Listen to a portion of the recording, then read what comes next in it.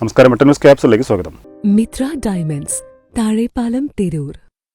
തിരൂരിൽ സ്വകാര്യ ധനകാര്യ സ്ഥാപനം പണപ്പിരിവ് നടത്തി തട്ടിപ്പ് നടത്തിയതായി പരാതി. തിരൂർ പെരുവഴിയമ്പലത്ത് പ്രവർത്തിച്ചിരുന്ന Canara fish farmers welfare producer company എന്ന സ്ഥാപനത്തിനെതിരെയാണ് പരാതി. സ്ഥാപനത്തിൽ പണം നിക്ഷേപിച്ചവരാണ് പരാതിയുമായി രംഗത്ത് വന്നത്.